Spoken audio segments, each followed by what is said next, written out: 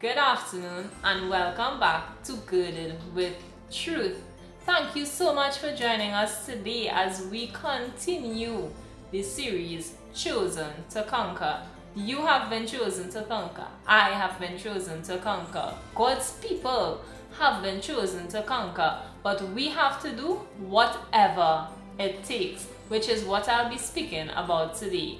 Joshua chapter 10 verses 9 to 13 says, Joshua therefore came unto them suddenly, and went up from Gilgal all night. And the Lord discomfited them before Israel, and slew them with a great slaughter at Gibeon, and chased them all the way that goeth up to Beth Horon, and smote them to Azekah, and unto Mekkedah.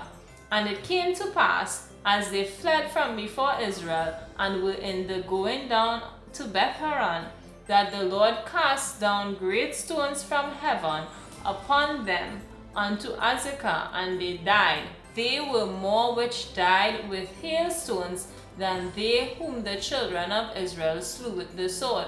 Then spake Joshua to the Lord in the day when the Lord delivered up the Amorites before the children of Israel.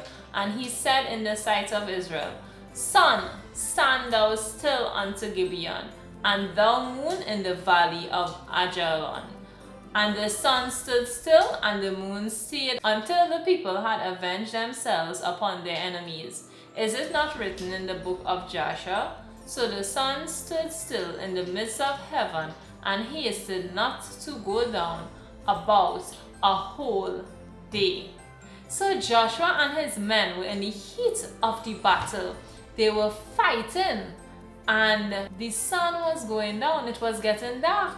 And Joshua said, no, as soon as it gets dark, we will not be able to see, and things will begin to happen. And my men have fought long enough that they need this victory. And the Lord, through Joshua, used his command to have the sun stand still and the moon stand still.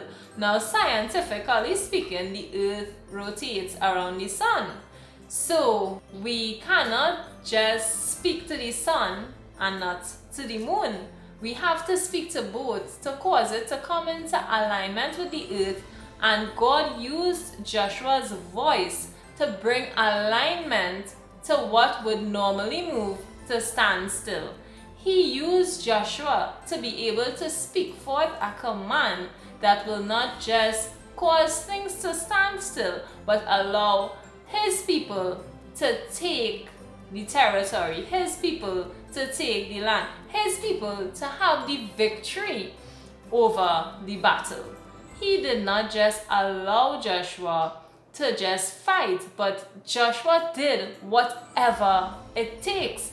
He stood strong in the battle. He stood fighting, not just for himself, but also for his people. He did whatever it took to have the victory. And when God has chosen you to conquer, you have to have the heart that says, I will do whatever it takes. I will do whatever it takes to bring these people to victory. I will do whatever it takes to accomplish the will of God in my life. God has spoken it and I have to accomplish it. So therefore, I will do whatever it takes. And Joshua did whatever it took in this situation to have the victory. And so too, you have been called to do whatever it takes to receive the victory. But you have to stand strong, firm in God, knowing what He has assigned you to do, knowing that He has chosen you to conquer, and you have to do whatever it takes to get the victory. The Apostle Paul also exhibited this in Acts chapter 21 verses 12 to 14, and it says, And when we heard these things, both we and they of that place besought him not to go up to Jerusalem. Then Paul answered, What mean ye to weep and to break mine heart? For I am ready not to be bound only, but also to die at Jerusalem for the name of the Lord Jesus. And when he would not be persuaded, we cease saying, The will of the Lord be done. Are we saying the will of the Lord be done?